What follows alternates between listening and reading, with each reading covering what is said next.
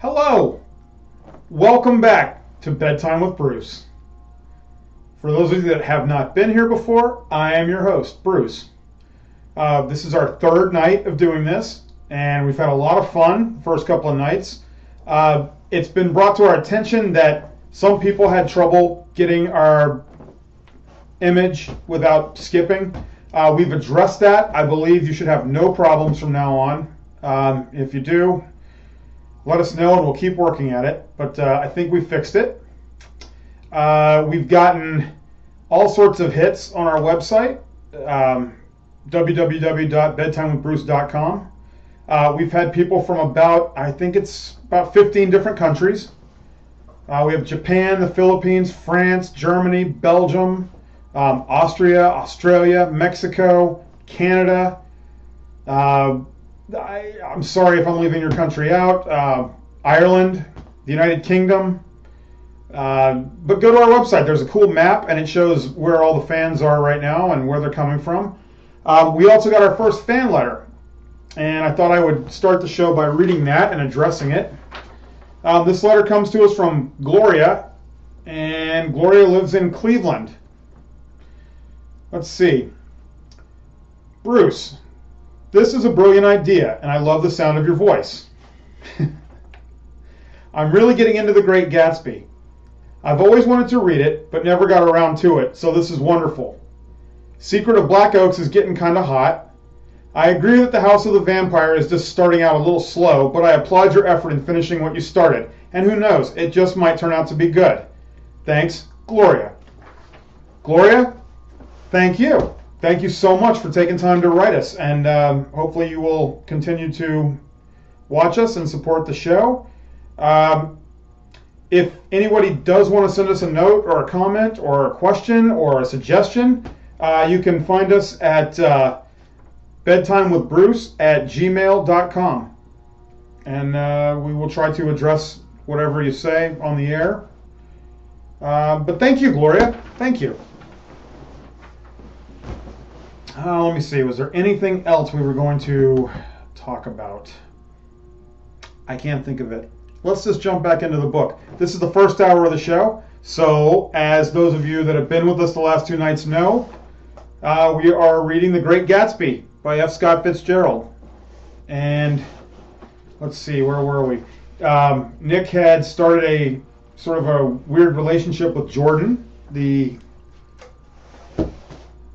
athlete, and they've kind of been dating. Not sure where it's going, but let's just pick up where we left off. It's chapter 4.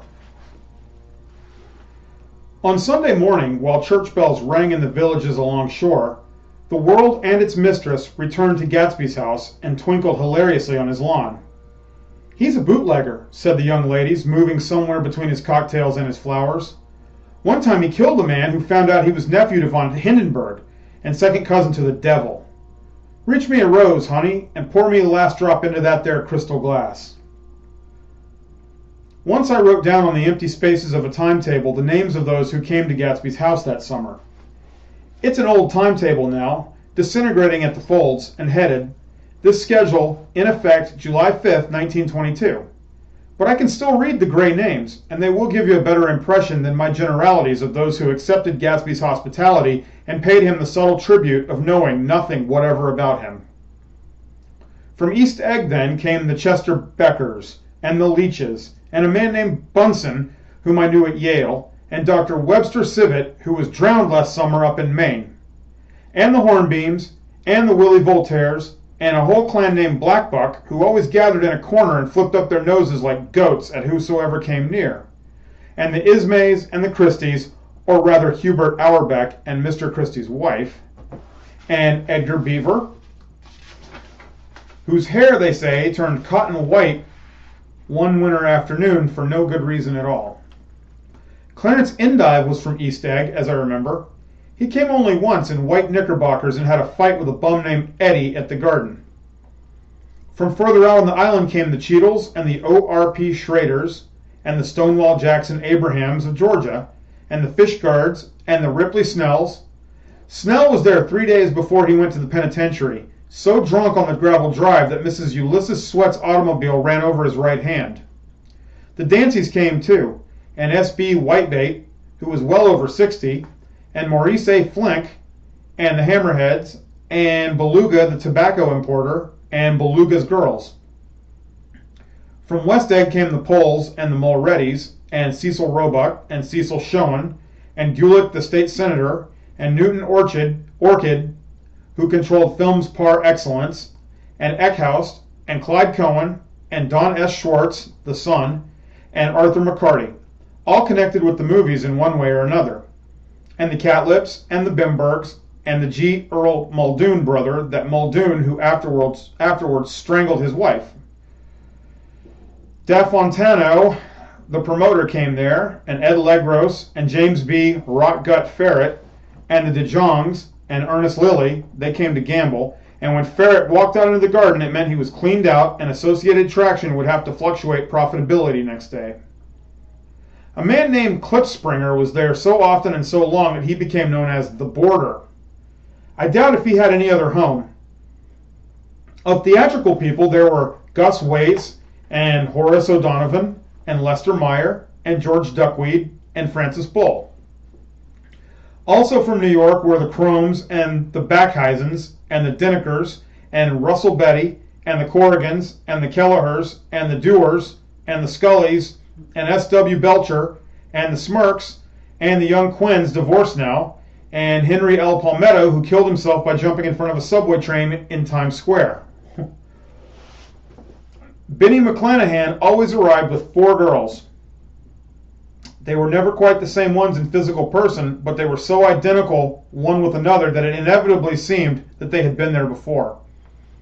I have forgotten their names, Jacqueline, I think, or else Consuela, or Gloria, or Judy, or June, and their last names were either the melodious names of flowers and months, or the sterner ones of the great American capitalists, whose cousins, if pressed, they would confess themselves to be.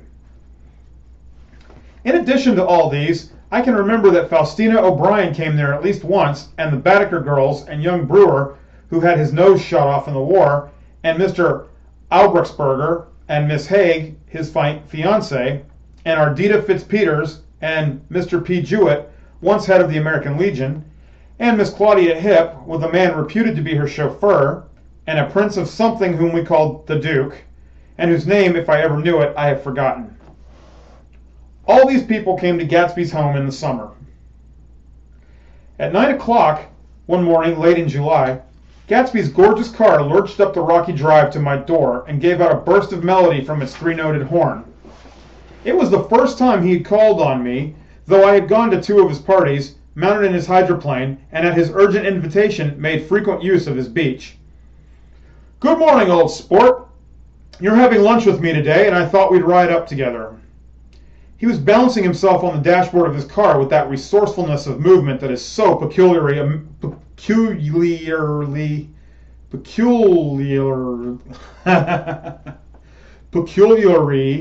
American. Wow, sorry. I'm going to start that sentence again. I'm sorry. He was balancing himself on the dashboard of his car with that resourcefulness of movement that is so peculiarly American, that comes, I suppose, with the absence of lifting, work, or rigid sitting in youth, and even more with the formless grace of our nervous, sporadic games. This quality was continually breaking through his punctilious manner in the shape of restlessness. He was never quite still. There was always a tapping foot somewhere, or the impatient opening and closing of a hand. He saw me looking with admiration at his car. "It's pretty, isn't it, old sport?" He jumped off to give me a better view. "Haven't you ever seen it before?" I'd seen it. Everybody had seen it. It was a rich cream color, bright with nickel, swollen here and there in its monstrous length with triumphant hat boxes and supper boxes and tool boxes, and terraced with a labyrinth of windshields that mirrored a dozen suns. Sitting down behind many layers of glass in a sort of green leather conservatory, we started to town. I had talked with him perhaps 6 times in the past month, and found to my disappointment that he had little to say. So my first impression, that he was a person of some undefined consequence, had gradually faded, and he had become simply the proprietor of an elaborate roadhouse next door. And then came that disconcerting ride. We hadn't reached West Egg Village before Gatsby began leaving his elegant sentences unfinished and slapping himself indecisively on the knee of his caramel-colored suit. "Look here, old sport," he broke out surprisingly. "What's your opinion of me, anyhow?" A little overwhelmed, I began the generalized evasions which that question deserves. "Well, I'm going to tell you something about my life," he interrupted. "I don't want you to get a wrong idea of me from all these stories that you hear." So he was aware of the bizarre accusations that flavored conversations in his halls. "I'll tell you God's truth." His right hand suddenly ordered divine retribution to stand by. "I am the son of some wealthy people in the Middle West, all dead now. I was brought up in America but educated at Oxford because all my ancestors have been educated there for many years. It's a family tradition." He looked at me sideways, and I knew why Jordan Baker had believed he was lying. He hurried the phrase, "educated at Oxford," or swallowed it, or choked on it, as though it had bothered him before. And with this doubt, his whole statement fell to pieces, and I wondered if there wasn't something a little sinister about him at all. "What part of the Middle West?" I inquired casually. "San Francisco." "I see. My family all died, and I came into a good deal of money." His voice was solemn, as if the memory of that sudden extinction of a clan still haunted him. For a moment I suspected he was pulling my leg, but a glance of him convinced me otherwise. "After that I lived like a young Raja in all the capitals of Europe, Paris, Venice, Rome, collecting jewels, chiefly rubies, hunting big game, painting little things for myself only, and trying to forget something very, very sad that happened to me a long time ago." With an effort, I managed to restrain my incredulous laughter. The very phrases were worn so threadbare that they evoked no image except that of a turbaned character, leaking sawdust at every pore as he pursued a tiger through the Bois de Boulogne. Then came the war, old sport. It was a great relief, and I tried very hard to die, but I seemed to bear an enchanted life. I accepted a commission as first lieutenant when it began. In the Argonne Forest, I took 2 machine gun detachments so far forward that there was a half-mile gap on either side of us where the infantry couldn't advance. We stood there for 2 days and 2 nights, 130 men with 16 Lewis guns, and when the infantry finally came up, at last, they found the insignia of 3 German divisions among the piles of dead. I was promoted to be a major, and every Allied government gave me a decoration. Even Montenegro, little Montenegro, down on the Adriatic Sea. Little Montenegro. He lifted up the words and nodded them with his smile. The smile comprehended Montenegro's troubled history and sympathized with the brave struggles of the Montenegrin people. It appreciated fully the chain of national circumstances which had elicited this tribute from Montenegro's warm little heart. My incredulity was submerged in fascination now. It was like skimming hastily through a dozen magazines. He reached in his pocket and a piece of metal slung on a ribbon fell into my palm. "That's the one from Montenegro." To my astonishment, the thing had an authentic look. "Ordere di Danilo," ran the circular legend. "Montenegro, Nicholas Rex."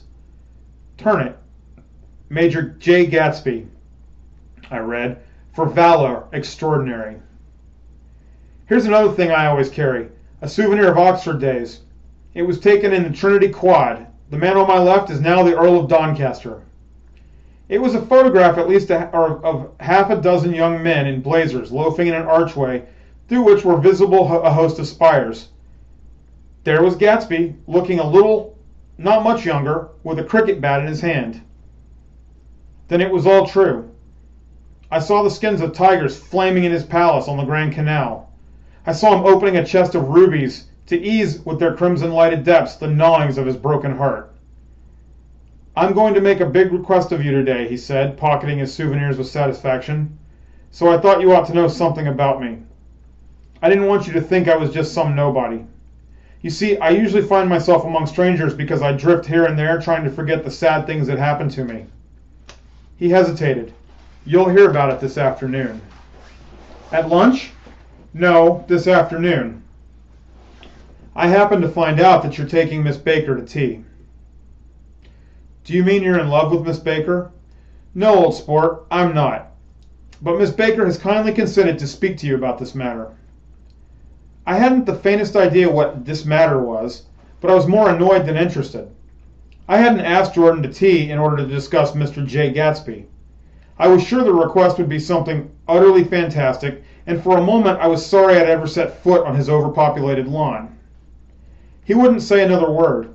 His correctness grew on him as we neared the city. We passed Port Roosevelt, where there was a glimpse of red-belted ocean-going ships, and sped along a cobbled slum lined with the dark, undeserted saloons of the faded gilt 1900s. Then the Valley of Ashes opened out on both sides of us, and I had a glimpse of Mrs. Wilson straining at the garbage pump with panting vitality as we went by. With fenders spread like wings, we scattered light through half Astoria, only half, for as we twisted among the pillars of the elevated, I heard the familiar jerk jerk spat of a motorcycle, and a frantic policeman rode alongside. "All right, old sport," called Gatsby. We slowed down. Taking a white card from his wallet, he waved it before the man's eyes. "Right you are," agreed the policeman, tipping his cap. "Know you next time, Mr. Gatsby. Excuse me." "What was that?" I inquired. "The picture of Oxford?" "I was able to do the commissioner a favor once, and he sends me a Christmas card every year."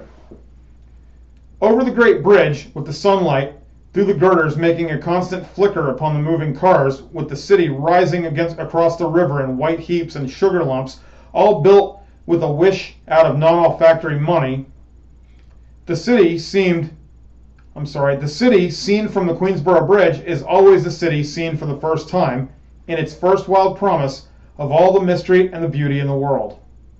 A dead man passed us by in a hearse heaped with blooms, followed by 2 carriages with drawn blinds, and by more cheerful carriages for friends. The friends looked out at us with the tragic eyes and short upper lips of southeastern Europe, and I was glad that the sight of Gatsby's splendid car was included in their somber holiday. As we crossed Blackwell's Island, a limousine passed us driven by a white chauffeur, in which sat 3 modish Negroes, 2 bucks and a girl. I laughed aloud as the yolks of their eyeballs rolled towards us in haughty rivalry. Anything can happen now that we've slid over this bridge, I thought. Anything at all. Even Gatsby could happen, without any particular wonder. Roaring noon. In a well-famed 42nd Street cellar, I met Gatsby for lunch. Blinking away the brightness of the street outside, my eyes picked him out obscurely in the anteroom talking to another man. "Mr. Carraway, this is my friend, Mr. Wolfsheim." A small, flat-nosed Jew raised his large head and regarded me with 2 fine growths of hair, which luxuriated in each nostril. After a moment, I discovered his tiny eyes in the half-darkness. "So I took one look at him," said Mr. Wolfsheim, shaking my hand earnestly, "and what do you think I did?" "What?" I inquired politely, but evidently he was not addressing me, for he dropped my hand and covered Gatsby with his expressive nose. I handed the money to Catspaw, and I said, "All right, Catspaw, don't pay him a penny till he shuts his mouth." He shut it then and there. Gatsby took an arm of each of us and moved forward into the restaurant, whereupon Mr. Wolfsheim swallowed a new sentence he was starting and lapsed into a somnambulatory abstraction. I'm sorry, I have no idea what that word means. "Highballs?" asked the head waiter. "This is a nice restaurant here," said Mr. Wolfsheim, looking at the Presbyterian nymphs on the ceiling. "But I like across the street better." "Yes, highballs," agreed Gatsby, and then to Mr. Wolfsheim, "It's too hot over there." "Hot and small, yes," said Mr. Wolfsheim, "but full of memories." "What place is that?" I asked. "The old Metropole." "The old Metropole," brooded Mr. Wolfsheim gloomily. "Filled with faces dead and gone. Filled with friends gone now forever. I can't forget so long as I live the night they shot Rosie Rosenthal there. It was 6 of us at the table, and Rosie had eat and drunk a lot all evening. When it was almost morning, the waiter came up to him with a funny look and says somebody wants to speak to him outside. 'All right,' says Rosie, and begins to get up. I pulled him down in his chair. 'Let the bastards come in here if they want you, Rosie, but don't you, so help me, move outside this room.' It was 4 o'clock in the morning then, and if we'd have raised the blinds, we'd have seen daylight. Did he go? I asked innocently. Sure he went. Mr. Wolfsheim's nose flashed at me indignantly. He turned around in the door and says, Don't let that waiter take away my coffee. Then he went out on the sidewalk and they shot him 3 times in his full belly and drove away. 4 of them were electrocuted, I said, remembering. 5 with Becker. His nostrils turned up to be in an interested way. I understand you're looking for a business connection. The juxtaposition of these 2 remarks was startling. Gatsby answered for me. Oh no, he explained, this isn't the man. No? Mr. Wolfsheim seemed disappointed. This is just a friend. I told you we'd talk about that some other time. I beg your pardon, said Mr. Wolfsheim. I had the wrong man. A succulent hash arrived, and Mr. Wolfsheim, forgetting the more sentimental atmosphere of the old metropole, began to eat with a ferocious delicacy. His eyes, meanwhile, roved very smallly around the room. He completed the arc by turning them to inspect the people directly behind. I think that, except for my presence, he would have taken one short glance beneath our own table. Look here, old sport, said Gatsby, leaning towards me. I'm afraid I made you a little angry this morning in the car. There was the smile again, but this time I held out against it. I don't like mysteries, I answered, and I don't understand why you won't come out and frankly tell me what you want. Why has it all got to come through Miss Baker? Oh, it's nothing underhand, he assured me. Miss Baker's a great sportswoman, you know, and she'll never do anything that wasn't all right. Suddenly, he looked at his watch, jumped up, and hurried from the room, leaving me with Mr. Wolfsheim at the table. He has to telephone, said Mr. Wolfsheim, following him with his eyes. Fine fellow, isn't he? Handsome to look at, and a perfect gentleman. Yes. He's an Oxford man. Oh. He went to Oxford College in England. You know Oxford College. I've heard of it. It's one of the most famous colleges in the world. Have you known Gatsby for a long time? I inquired. Several years, he answered in a gratified way. I made the pleasure of his acquaintance just after the war, but I knew I had discovered a man of fine breeding after I talked with him for about an hour. I said to myself, there's the kind of man you'd like to take home and introduce to your mother and sister. He paused. I see you're looking at my cuff buttons. I hadn't been looking at them, but I did now. They were composed of oddly familiar pieces of ivory. Finest specimens of human molars, he informed me. Well, I inspected them. That's a very interesting idea. Yeah. He flipped his sleeves up under his cloak. Yeah, Gatsby's very careful about women. He would never so much as look at a friend's wife. When the subject of this instinctive trust returned to the table and sat down, Mr. Wolfsheim drank his coffee with a jerk and got to his feet. I have enjoyed my lunch, he said, and I'm going to run off from you 2 young men before I outstay my welcome. Don't hurry, Meyer, said Gatsby, without enthusiasm. Mr. Wolfsheim raised his hand in a sort of benediction. You're very polite, but I belong to another generation, he announced solemnly. You sit here and discuss your sports and your young ladies and your... He supplied an imaginary noun with another wave of his hand. As for me, I am 50 years old. I won't impose myself on you any longer. As he shook hands and turned away, his tragic nose was trembling. I wondered if I had said anything to offend him. He becomes very sentimental sometimes, explained Gatsby. This is one of his sentimental days. He's quite a character around New York, a denizen of Broadway. Who is he, anyhow, an actor? No. A dentist? Meyer Wolfsheim? No, he's a gambler. Gatsby hesitated and then added coolly, he's the man who fixed the World Series back in 1919. Fixed the World Series? I repeated. The idea staggered me.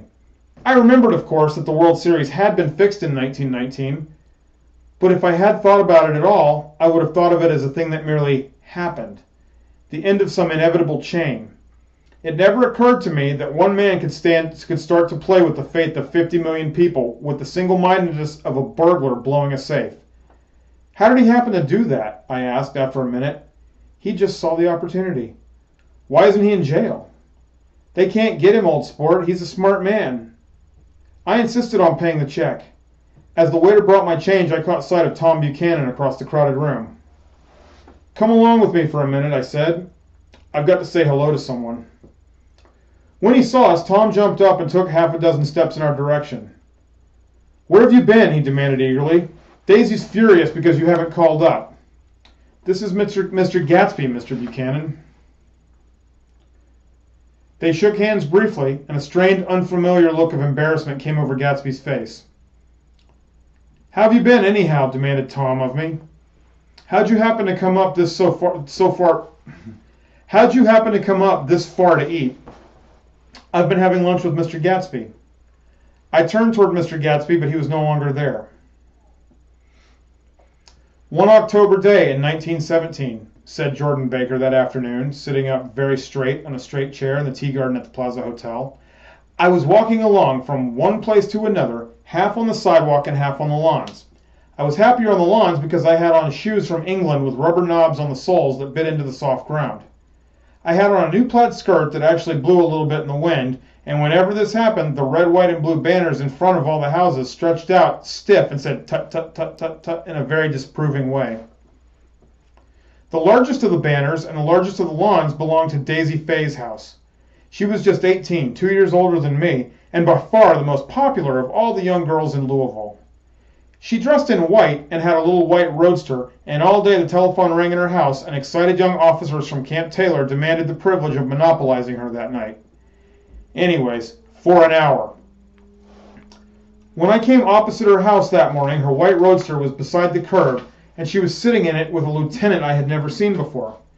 They were so engrossed in each other that she didn't see me until I was 5 feet away. "Hello, Jordan," she called unexpectedly. "Please come here." I was flattered that she wanted to speak to me because out of all the older girls, I admired her the most. She asked me if I was going to the Red Cross and make bandages. I was. Well then, would I tell them that she couldn't come that day? The officer looked at Daisy while she was speaking in a way that every young girl wants to be looked at some time, and because it seemed romantic to me, I have remembered the incident ever since. His name was J. Gatsby, and I didn't lay eyes on him again for over 4 years. Even after I'd met him on Long Island, I didn't realize it was the same man. That was 1917. But next year I had a few beaux myself, and I began to play in tournaments, so I didn't see Daisy very often. She went with a slightly older crowd, when she went with anyone at all. Wild rumors were circulating about her, how her mother had found her packing her bag one winter night to go to New York and say goodbye to a soldier who was going overseas. She was effectually prevented, but she wasn't on speaking terms with her family for several weeks. After that, she didn't play around with the soldiers anymore, but only with a few flat-footed, short-sighted young men in town who couldn't get into the army at all. By the next autumn, she was gay again, gay as ever. She had a debut after the armistice, and in February she was presumably engaged to a man from New Orleans. In June, she married Tom Buchanan of Chicago, with more pomp and circumstance than Louisville had ever knew before. He came down with 100 people in 4 private cars and hired the whole floor of the Mule Block Hotel, and the day before the wedding he gave her a string of pearls valued at $350,000. I was a bridesmaid. I came into her room half an hour before the bridal dinner and found her lying on her bed as lovely as the June night in her flowered dress and as drunk as a monkey. She had a bottle of Sauterne in one hand and a letter in the other. "Congratulate me," she muttered. "Never had a drink before, but oh, how I do enjoy it." "What's the matter, Daisy?" "I was scared, I can tell you. I'd never seen a girl like this before." "Here, dears." She groped around in a wastebasket she had with her on the bed and pulled out the string of pearls. "Take 'em downstairs and give 'em back to whoever they belong to. Tell 'em all Daisy's changed her mind. Say, Daisy's changed her mind." She began to cry. She cried and cried. I rushed out and found her mother's maid, and we locked the door and got her into a cold bath. She wouldn't let go of the letter. She took it into the tub with her and squeezed it up into a wet ball, and only let me leave it in the soap dish when she saw that it was coming to pieces like snow. But she didn't say another word. We gave her spirits of ammonia and put ice on her forehead and hooked her back into her dress, and half an hour later, when we walked out of the room, the pearls were around her neck and the incident was over. Next day at 5 o'clock she married Tom Buchanan without so much as a shiver, and started off on a 3-month trip to the South Seas. I saw them in Santa Barbara when they came back, and I thought I'd never seen a girl so mad about her husband. If he left the room for a minute, she'd look around uneasily and say, "Where's Tom gone?" and wear the most abstracted expression until she saw him coming in the door. She used to sit on the sand with his head in her lap, by the hour, rubbing her fingers over his eyes and looking at him with unfathomable delight. It was touching to see them together. It made you laugh in a husband. I'm sorry. It was touching to see them together. It made you laugh in a hushed, fascinated way. That was in August. A week after I left Santa Barbara, Tom ran into a wagon on the Ventura Road one night and ripped the front wheel off his car. The girl who was with him got into the papers too because her arm was broken. She was one of the chambermaids in the Santa Barbara hotel. The next April, Daisy had her little girl, and they went to France for a year. I saw them one spring in Cannes and later in Deauville, and they came back to Chicago to settle down. Daisy was popular in Chicago, as you know. They moved with a fast crowd, all of them young and rich and wild, but she came out with an absolutely perfect reputation. Perhaps she doesn't drink. Perhaps because she doesn't drink. It's a great advantage not to drink among hard-drinking people. You can hold your tongue, and moreover, you can time any little irregularity of your own so that everybody else is so blind that they don't see or care. Perhaps Daisy never went in for a more at all, and yet there's something in that voice of hers. Well, about 6 weeks ago, she heard the name Gatsby for the first time in years. It was when I asked you, do you remember, if you knew Gatsby in West Egg? After you had gone home, she came into my room and woke me up and said, "What Gatsby?" And when I described him, I was half asleep. She said in the strangest voice that it must be the same man she used to know. It wasn't until then that I connected this Gatsby with the officer in her white car. When Jordan Baker had finished telling us all this, we had left the plaza for half an hour and were driving in a Victoria through Central Park. The sun had gone down behind the tall apartments of the movie stars in the West 50s, and the clear voices of little girls already gathered like crickets on the grass rose through the hot twilight. I'm the Sheik of Araby, your love belongs to me. At night when you're asleep, into your tent I'll creep. It was a strange coincidence, I said, but it wasn't a coincidence at all. Why not? Gatsby bought that house so that Daisy would be just across the bay. Then it had not been merely just the stars to which he had aspired on that June night.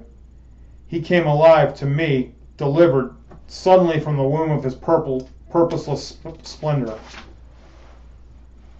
He wants to know, continued Jordan, if you'll invite Daisy to your house some afternoon and then let him come over. The modesty of the demand shook me. He had waited 5 years and bought a mansion where he dispensed starlight to casual moths so that he could come over some afternoon to a stranger's garden. Did I have to know all this before he could just ask such a little thing? He's afraid. He's waited so long. He thought you might be offended. You see, he's a regular tough underneath. It all. Something worried me. Why didn't he ask you to arrange a meeting? He wants her to see his house, she explained, and your house is right next door. Oh. I think he half expected her to wander into one of his parties some night, went Jordan, but she never did. Then he began asking people casually if they knew her, and I was the first one he found. It was that night he sent for me at his dance, and you should have heard the elaborate way he worked up to it. Of course, I immediately suggested a luncheon in New York, and I thought he'd go mad. I don't want anything to do out of the way, he kept saying. I want to see her right next door. When I said you were a particular friend of Tom's, he started to abandon the whole idea. He doesn't know very much about Tom, though he says he's read a Chicago paper for years, just on the chance of catching a glimpse of Daisy's name. It was dark now, and as we dipped under a little bridge, I put my arm around Jordan's golden shoulder and drew her towards me and asked her to dinner. Suddenly, I wasn't thinking of Daisy and Gatsby anymore, but of this clean, hard, limited person who dealt in universal skepticism and who leaned back jauntily just within the circle of my arm. A phrase began to beat in my ears with a sort of heady excitement. There are only pursued the pursuing, the busy, and the tired. And Daisy ought to have something in her life, murmured Jordan to me. Does she want to see Gatsby? She's not to know about it. Gatsby doesn't want her to know. You're just supposed to invite her to tea. We passed a barrier of dark trees and then the facade of 59th Street. A block of delicate pale light beamed down into the park. Unlike Gatsby and Tom Buchanan, I had no girl whose disembodied face floated along the dark cornices and blinding signs, and so I drew up the girl beside me, tightening my arms. Her wan, scornful mouth smiled, and so I drew her up closer, this time to my face. Okay, that's pretty interesting. Let me get something to drink here.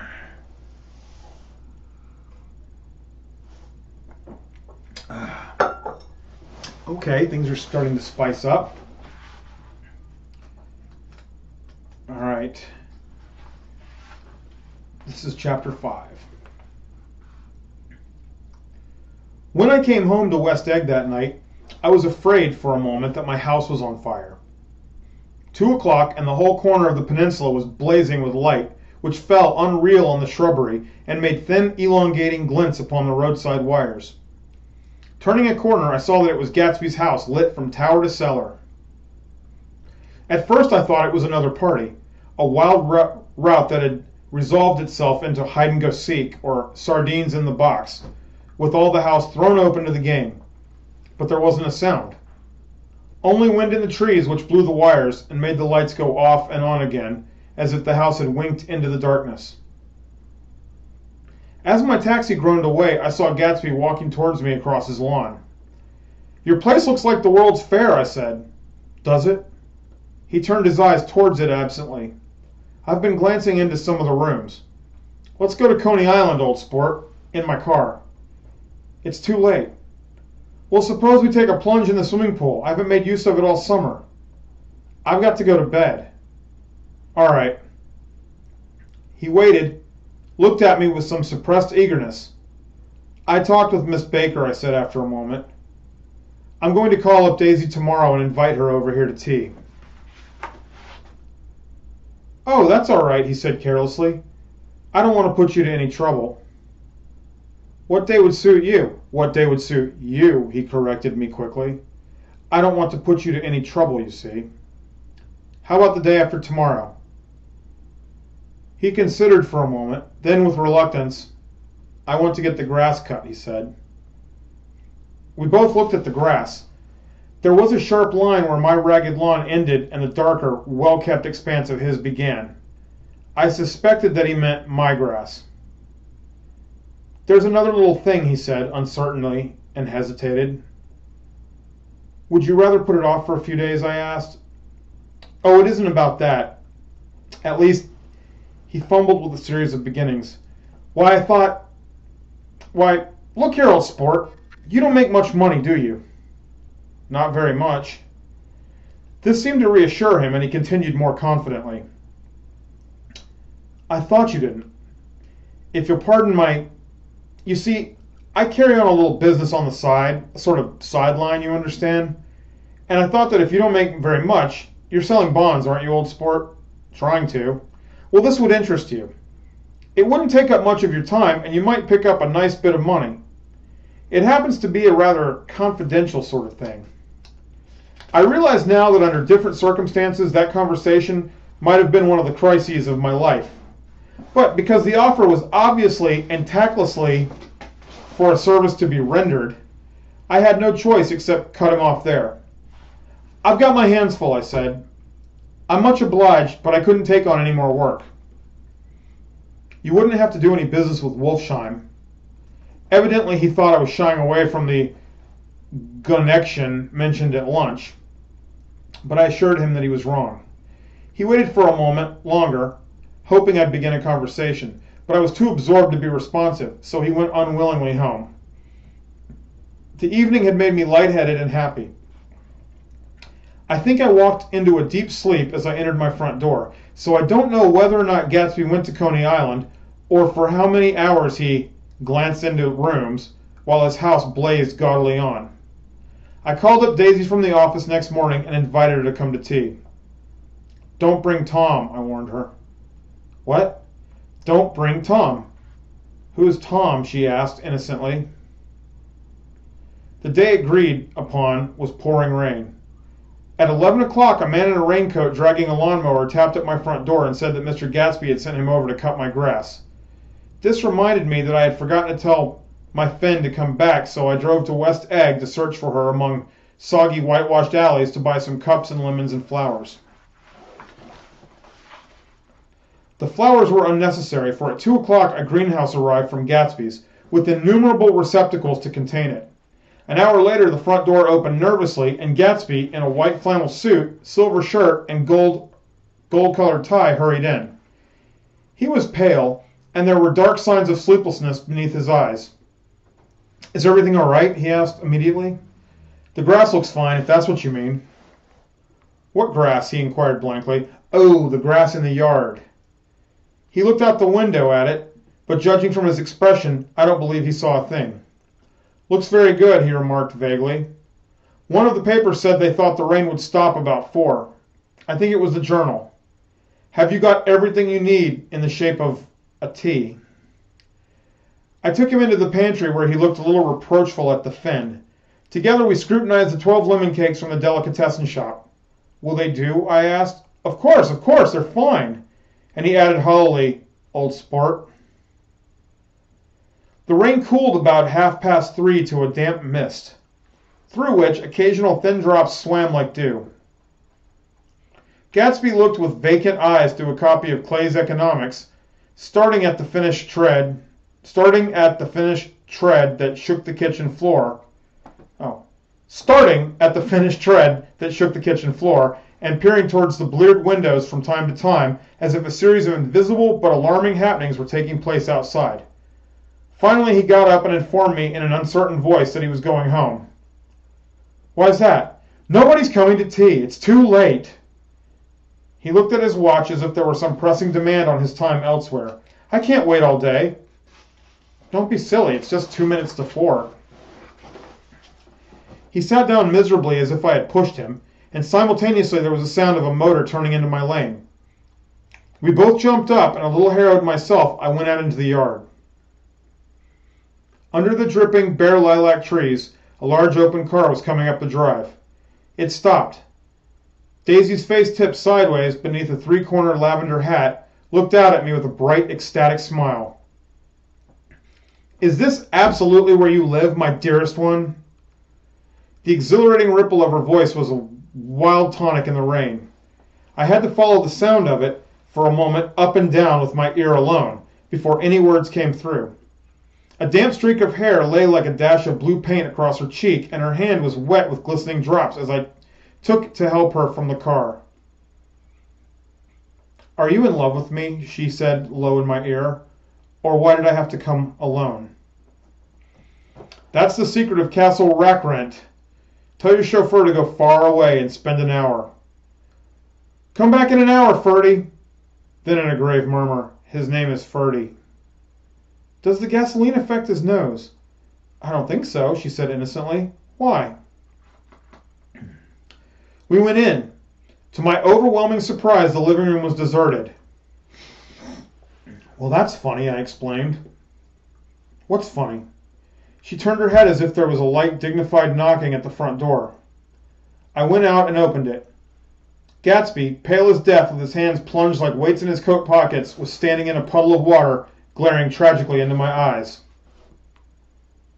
With his hands still in his coat pockets, he stalked by me into the hall, turned sharply as if he were on a wire, and disappeared into the living room. It wasn't a bit funny. Aware of the loud beating of my own heart, I pulled the door to against the increasing rain. For half a minute there wasn't a sound. Then from the living room I heard the sort of choking murmur and part of a laugh, followed by Daisy's voice on a clear artificial note. I certainly am awfully glad to see you again. A pause. It endured horribly. I had nothing to do in the hall, so I went into the room. Gatsby, his hands still in his pockets, was reclining against the mantelpiece in a strained counterfeit of perfect ease, even of boredom. His head leaned back so far that it rested against the face of a defunct mantelpiece clock, and from this position his distraught eyes stared down at Daisy, who was sitting frightened but graceful on the edge of a stiff chair. "We've met before," muttered Gatsby. His eyes glanced momentarily at me, and his lips parted with an abortive attempt at a laugh. Luckily, the clock took this moment to tilt dangerously at the pressure of his head, whereupon he turned and caught it with tremendous fingers and set it back in place. Then he sat down, rigidly, his elbow on the arm of the sofa and his chin in his hand. "I'm sorry about the clock," he said. My own face had now assumed a deep tropical burn, but I couldn't muster up a single commonplace out of the thousand in my head. "It's an old clock," I told them, idiotically. I think we all believed for a moment that it had smashed into pieces on the floor. "We haven't met for many years," said Daisy, her voice as matter-of-fact as it could ever be. 5 years next November. You know, I'm going to go ahead and stop there because this seems like we're almost out of time, and this seems like we're getting to something very, very important, and I don't want to just read half of it and try to pick up where we left off. So tomorrow we're gonna hit this, and this seems like a pretty big deal. So I will stop for the evening. I will say it at the I don't know, at the chance of sounding like I'm gushing. I love this book. I'm starting to really enjoy it. It started out a little slow, but it's really picking up, and now I'm actually very interested in it. So I'm glad we're doing this. I've never read The Great Gatsby, so I'm glad that you have all decided to share this with me and spend a little time with me tonight. I will now take a small break, and we will resume at the top of the hour, the next hour of the show, which is the erotic hour. For those of you that are not going to stick around with us for that, thank you so much for coming by. I look forward to seeing you again next time. And the rest of you, I will see you in a few minutes after my break, and we will pick up the erotic hour. Thank you so much for stopping by. Come and see me at bedtimewithbruce.com. It is bedtime for Bruce, but the website is Bedtime with Bruce. Thanks very much.